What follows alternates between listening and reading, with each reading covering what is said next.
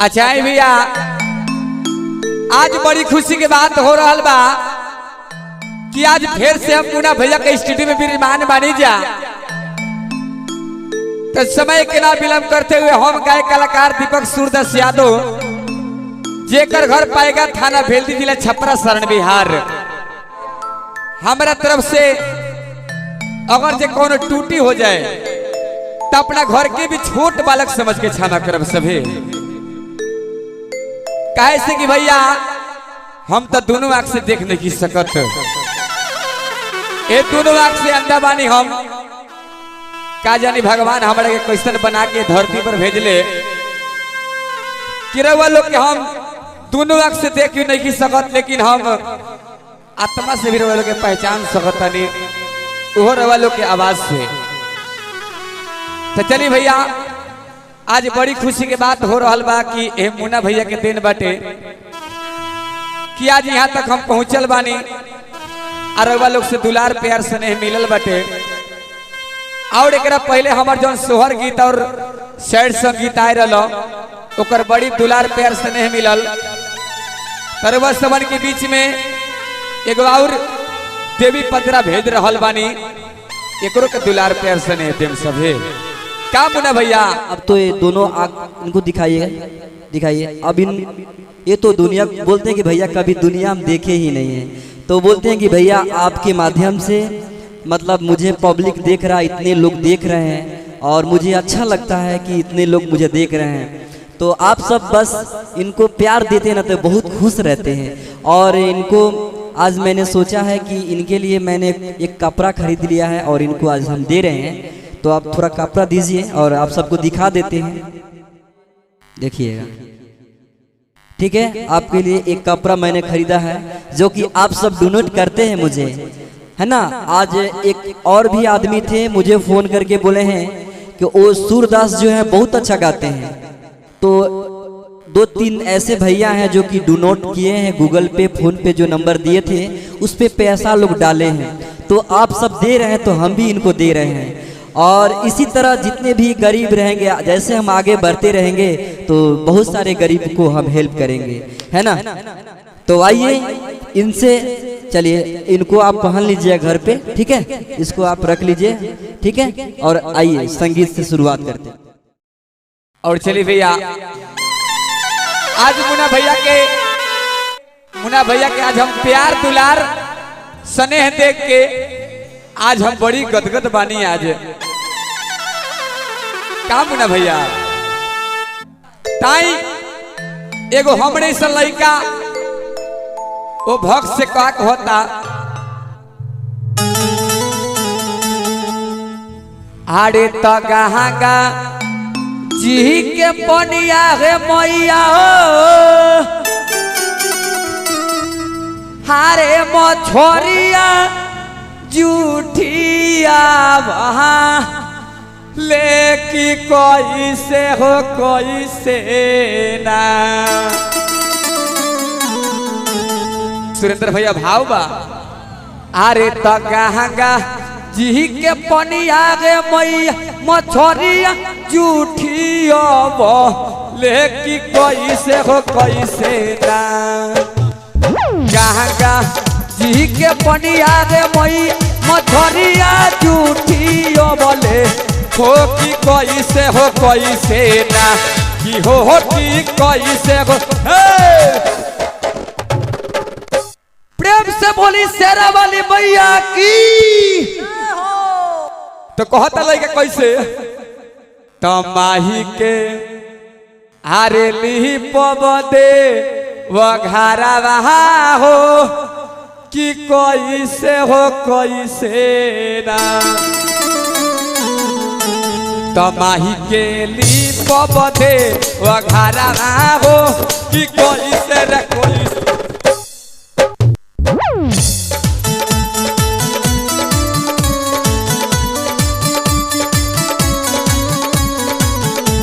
आमाही के ली पबदे वघारा हो कि कोई से हो कोई से ना।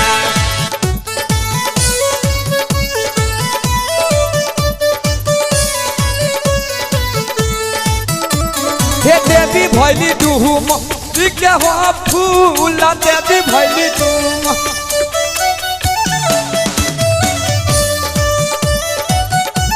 किया हो रामा किया हो रामा किया हो रामा कौने हो सेवा खावा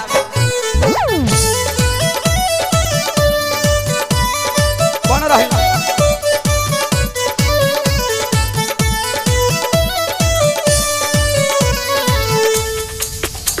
हे देवी भैली डूम दिखे गो फूल देवी भैली डूम दिखे गो फूल किया हो रामा किया हो रामा किया हो रामा कौने हो सेवा खावा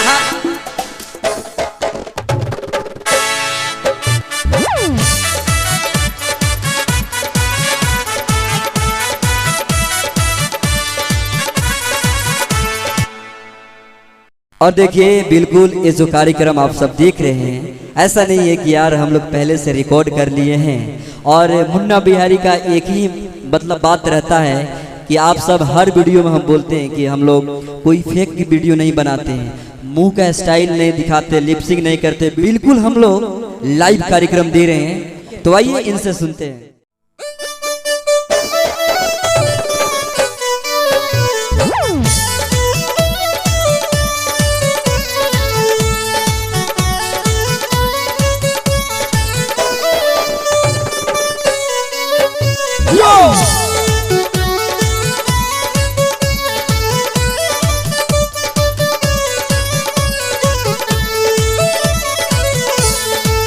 मुन्ना भैया भक्त के भाव सुरेंद्र भैया ध्यान दी हो निमिये हो नई हो निमिया निमिये दुआर हो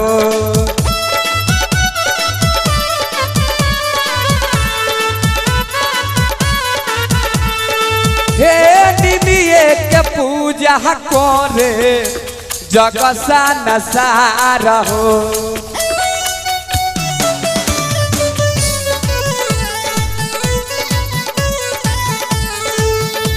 मुन्ना भैया कैसे कहता भक्त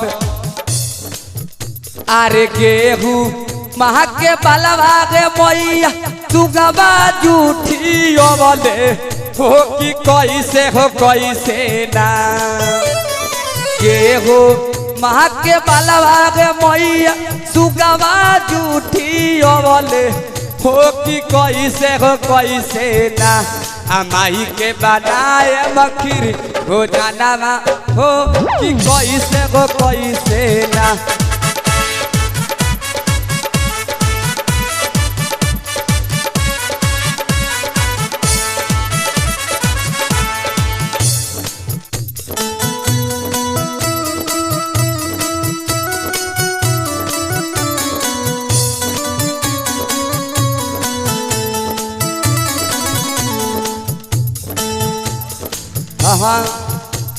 अनिमी यहाँ के डोरिया गे मैया खेल ली लोरा वहाँ की झूली रे झूली ना मैया गावेली गीतिया होगी झूली रे झूली ना मैया गावेली गीतिया होगी झूली रे झूली ना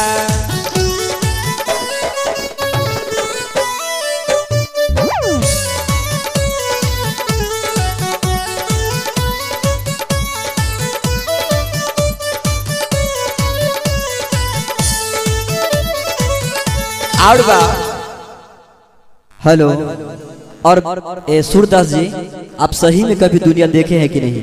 नहीं, एकदम सही बात है, हम लोग नहीं देखे बचपने से। बचपन से ही ऐसा ही प्रॉब्लम है आपका जी। और कभी एहसास किए हैं कि दुनिया कैसा होता है? नहीं, हम लोग को हम बोली से पहचानते हैं, ऐसा बात है। मतलब दूर से मतलब चेहरा कभी देखे नहीं? अच्छा, हमारा चेहरा आप देखे हैं? नहीं देखे हैं। अरे बाप रे बाप, कैसे आदमी हैं। और देखिए ये ऐसे आदमी हैं कि मतलब कोई गाना भी एक बार सुन लेते हैं तो याद कर लेते हैं। इनमें खूबी हमने देखे हैं, मतलब कि ये कोई गाना सुन लेंगे तो वो देख लेंगे। जानते हैं दुनिया बहुत प्यारा है, आप दुनिया को देखे ही नहीं है, क्या कीजिएगा।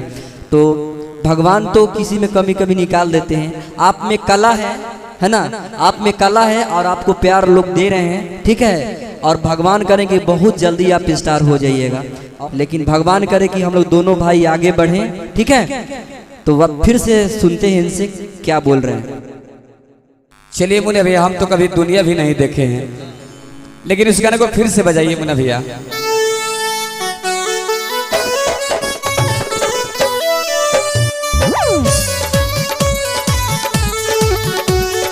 कौन रही कौन रही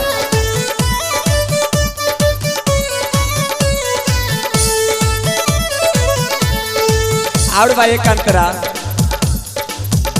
अरे गोहई यहाँ के दूधवा मैया, अरे और उलिक के फुलवा के मैया, हमारा जूठी वाले हो कि कैसे हो कैसे ना। और उलिक के फुलवा के मैया, हमारा जूठी वाले हो कि कैसे हो कैसे ना। हमाही के करब हम पूजाना आहो कि कैसे न कैसे ना। हमाही के कब हम